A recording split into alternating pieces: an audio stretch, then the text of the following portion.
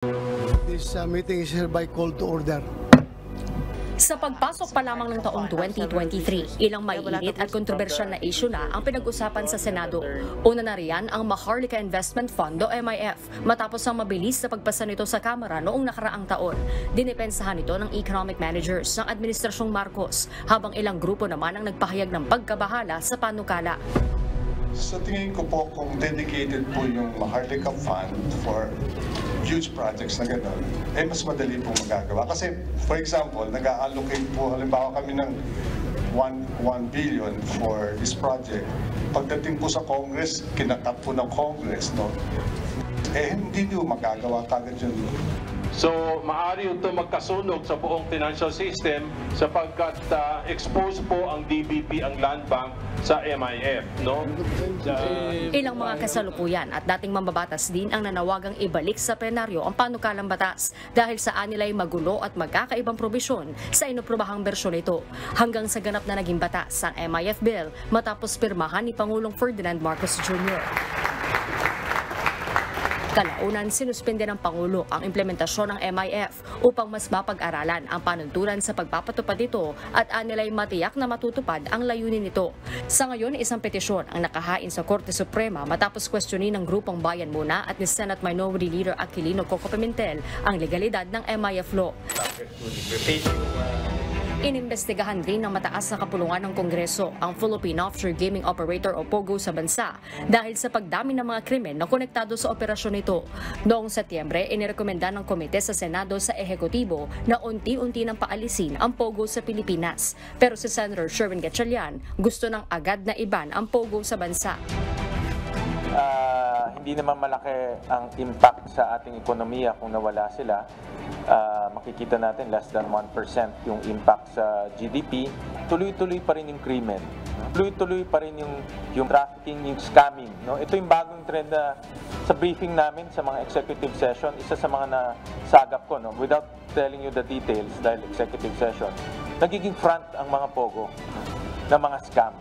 So yung scam na nakikita natin at yung POGO, iisa lang.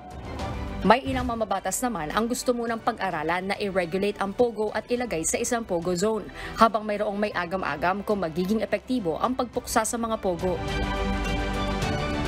Ang kinatatakutan ko, malulusutan lang kasi alam naman natin mga malalaking tao ang nasa likod ng POGO, hindi lamang malalaking tao sa sindikato, kundi sa ating pamahalaan.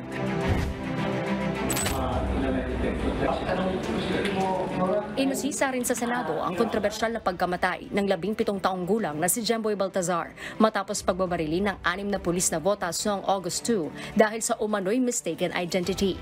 Dito tumestigo si Sonny Boy Agustillo na huling nakasama ni Jemboy sa bangka bago nasawi. Nakulong din sa Senado ang ilang pulis na botas matapos patawan ng contempt gaya ni Police Captain Mark Joseph Carpio na siyang team leader ng operasyon dahil sa anilay magulong pagsagot sa mga mambabatas. Pinuna rin ng mga senador ang anilay palpak na paggamit ng body-worn cameras ng ilang pulis na botas. Hindi mo pinindot record, pinindot mo. Hindi ko na po napindot, sir. Bakit di mo pinindot? Hindi ko naman po alam kung paano i-operate yung sir eh. Nahalata tuloy na meron kayong iniiwasan. Sayang ang sweldo ng gobyerno sa atin. Sa totoo lang. Tapos ganun ng quality na serbisyo ibibigay natin sa publiko. Sa huli, pinakawalan din ng 3 pulis na botas at pinalipat ang kustodiya sa PNP headquarters sa Camp Crame sa Quezon City. Ilan sa inirekomenda noon ni Senator Ronald Bato de la Rosa ang pagbabalik sa batuta at pito ng mga pulis. Ganon din ang dagdag oras sa pagtuturo sa police operational procedures at training ng mga miyembro ng pulisya.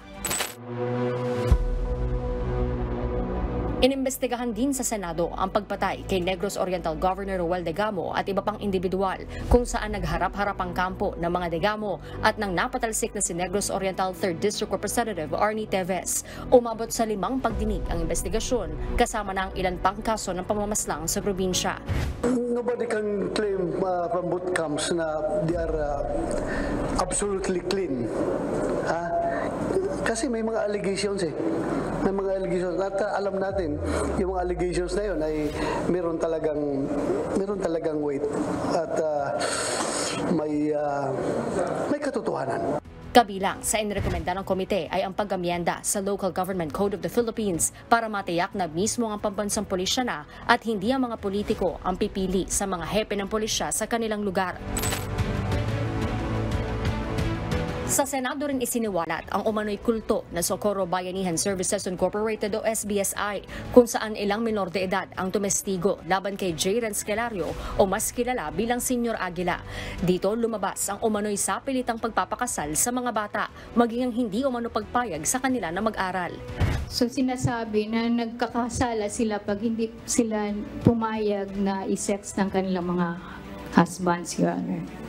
Kakausapin sila, Your Honor. Sasabihin na maimpyerno sila pag hindi sila pumayag. Pero Renz, bakit ka ba tumakas sa kapihan? Kay wala may eskwela na. Kaya mag-isip 12 na yung edad. Hindi pagyamo ko ibubusungan. Wala kasi silang pag-aaral, Your Honor, at 12 na yung edad niya, hindi pa siya marunong sumulat. Mr. Hilario? Hindi po nangyari. Walang child marriage sa Madam Senator kasi po kung meron dapat yung mga parents mismo magko-complain kasi mga anak yun nila. Mga bata ba pwede mag-aral habang sila ay nasa loob ng kapihan? Pwede silang lumabas, mag-aral sa baba? Pwede sir. Pwede, walang pumipigil sa kanila. Walang pumipigil? Opo. Paano mo ngayon, paano itong sinasabi nila na hindi sila makalabas? Hindi po yan totoo, sir. Inaresto kalaunan sina Senyor Aguila at 12 opisyal at miyembro ng SBSI matapos maglabas ng warrant of arrest ang isang korte sa Surigao del Norte laban sa kanila dahil sa kasong qualified trafficking in persons. Tingin naman ng abogado ni Senyor Aguila, politika ang nasa likod laban sa mga opisyal ng SBSI. Attorney Magdalena Lepiten with Attorney Ana. Saksi ang mga haligi na ito ng Senado sa iba't ibang issue na kinaharap ng bansa ngayong taon. Sa pagpasok ng taong 2024, panibagong yugto ang nag-aabang sa mga mambabatas sa pagtupad sa kanilang mandato. Ako po si Harleen Delgado para sa Repaso 2023.